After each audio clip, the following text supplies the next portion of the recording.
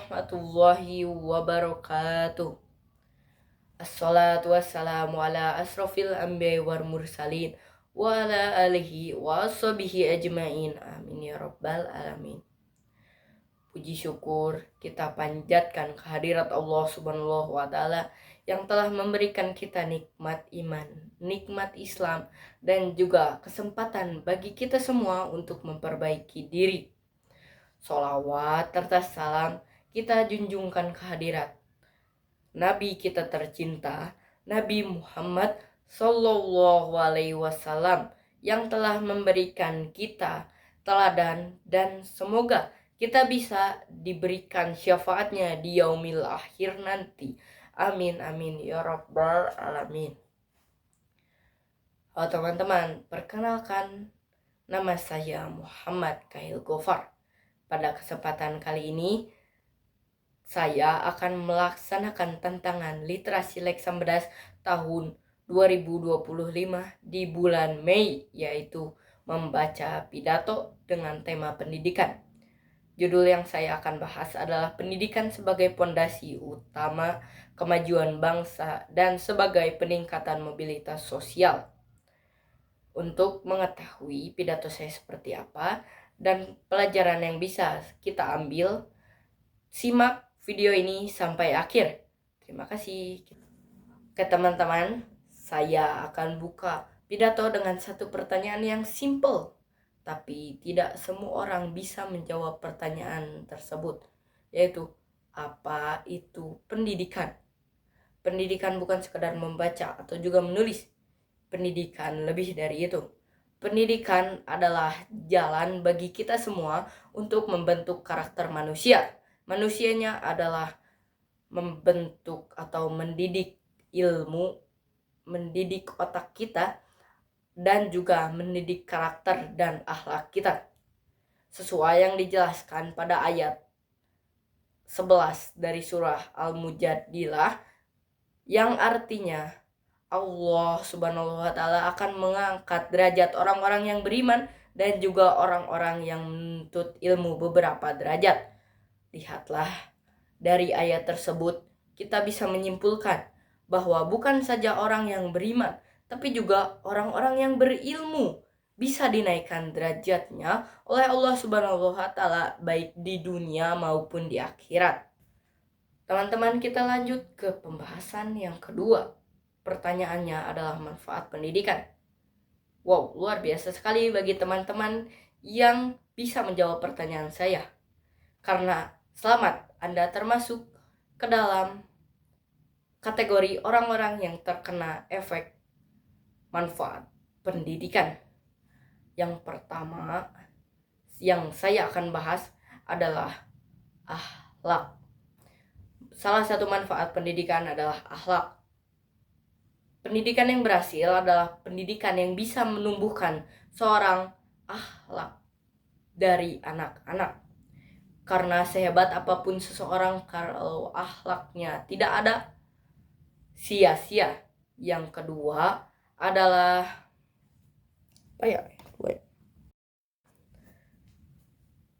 manfaat yang kedua adalah mengangkat derajat ekonomi.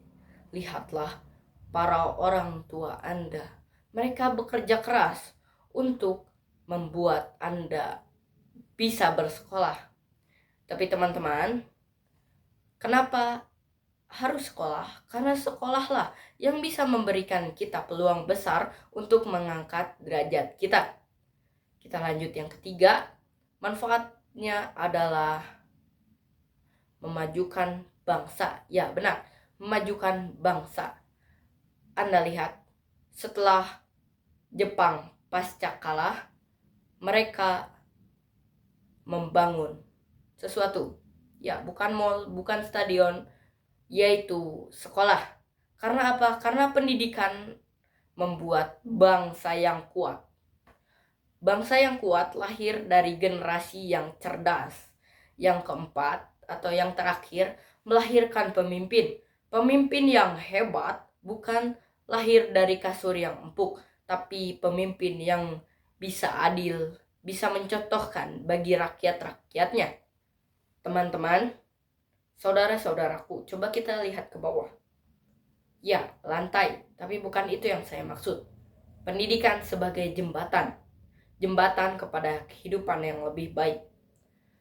Anda bisa lihat, ada orang miskin yang belajar dengan sungguh-sungguh, meraih prestasi, meraih keunggulan daripada anak-anak yang lainnya. Apa hasilnya? Naik sekolah, kuliah, bekerja dengan sangat baik, dan bisa meningkatkan derajat keluarganya. Itu yang saya maksud adalah mobilitas sosial dari bawah ke atas. Tapi sayangnya di Indonesia masih ada jembatan yang rusak. Masih belum bisa diseberangi dikarenakan pembangunan yang tidak merata, guru-guru tidak sejahtera, dan juga perbedaan antara kualitas sekolah di kota dan juga di desa, sehingga membuat anak-anak yang berada di desa masih belum bisa menggapai pendidikan secara maksimal. Sayang sekali, hal ini masih belum bisa kita maksimalkan. Padahal potensinya sangat besar. Bahkan 50 juta pelajar di Indonesia sangat banyak. Tapi kalau sistemnya rusak, bagaimana kita bisa membuat mereka agar mendapatkan pendidikan yang lebih baik? Masih banyak guru honorer yang mendapatkan gajinya kecil, sangat kecil. Tapi mereka masih mau mengajar demi kepentingan bangsa. Ya, pertanyaannya, siapa yang harus menghargai mereka? Betul, saya dan juga Anda. Harusnya kita semua bisa menghargai mereka. Karena guru adalah pahlawan tanpa tanda jasa. Ada sebuah fakta yang membuat saya sangat sedih, yaitu fakta rata-rata orang Indonesia. Fakta rata-rata IQ orang Indonesia berada di 87 sampai 89. Ini adalah pertanda, ini adalah peringatan bagi kita semua akan pentingnya pendidikan di Indonesia untuk memajukan bangsa. Bukan hanya negerinya, bangsanya, tapi juga orangnya. Jadi saudara-saudaraku sekalian, apa sih yang masih bisa kita lakukan sebagai penerus bangsa untuk menciptakan pendidikan sebagai pondasi utama bangsa Indonesia? Yang pertama adalah meratakan akses pendidikan.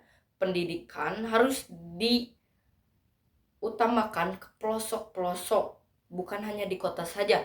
Yang kedua adalah mensejahterakan guru. Bagaimanapun guru adalah orang tua kedua kita yang mengajarkan apapun hal yang berguna bagi masa depan di sekolah. Yang ketiga, membangun fasilitas yang lebih baik. Fasilitas-fasilitasnya harus dipenuhi sesuai pada solusi nomor 1, harus diratakan fasilitasnya. Yang keempat adalah memakai teknologi. Di Jepang, di Cina, robot sudah dibuat oleh anak-anak. Oleh karena itu kita tidak usah repot-repot, pakai saja teknologi. Tapi hal ini harus dibatasi di ambang batas wajar. Jangan dipakai untuk bermain game, menyontek. Itu bisa menyebabkan kerugian bagi kita semua karena ilmu itu mahal. Yang kelima adalah mengapresiasi anak-anak berprestasi agar mereka terus menciptakan prestasi, keunggulan, dan menjadi keunggulan bagi negara dan dirinya sendiri. Bagaimana sih caranya kita bisa melakukan solusi-solusi yang telah diberikan, yaitu dengan mengajak semua orang untuk bergabung, termasuk pemerintah. Ada sesuatu program yang saya sangat dukung, adalah program Pak Gubernur Jawa Barat, Pak Deddy Mulyadi, di mana beliau mengirimkan beberapa anak yang nakal dan juga lemah gemulai ke barak TNI. Mereka dididik dan juga dibentuk karakternya. Kadang pendidikan bukan hanya lewat buku, membaca saja, menulis terus-menerus, tapi juga pendidikan karakter sangat penting bagi kita semua. Mereka dididik, didisiplinkan, diminta tanggung jawab, kerjasama, dan juga ditegaskan, tapi tetap dengan kasih sayang demi kepentingan bangsa. Oleh karena itu, sesuai dengan program yang Pak Gubernur berikan, beliau menginginkan pendidikan karakter tak kalah penting dari pendidikan ilmu. Karena jika pendidikan ilmu diutamakan tapi pendidikan karakter dan akhlak dilupakan, akan menciptakan generasi yang pintar tapi berbahaya. Kenapa sih teman-teman saya selalu menyebutkan demi kepentingan bangsa? Karena secara pribadi saya ingin melihat bangsa kita maju. Saya ingin melihat bangsa kita unggul, tidak dibodoh-bodohi, tidak ditindas oleh bangsa lain, atau ditindas dan dibohongi oleh bangsa kita sendiri. Untuk penutup, saya akan menyampaikan beberapa motivasi yang mungkin berguna untuk kita semua. Belajar adalah jalan bagi kita.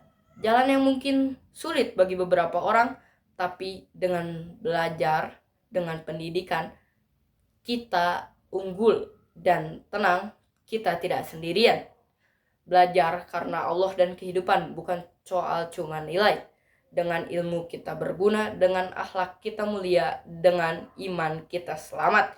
Sekian, terima kasih dari saya. Mohon maaf bila ada kesalahan kata. Teman-teman, tolong koreksi fakta dan data atau ucapan yang saya lontarkan. Tolong koreksi di komentar di bawah. Terima kasih untuk yang sudah mengkoreksi dan terima kasih atas waktu dan perhatiannya. Sekian dari saya pamit undur diri. Wassalamualaikum warahmatullahi wabarakatuh. Salam literasi.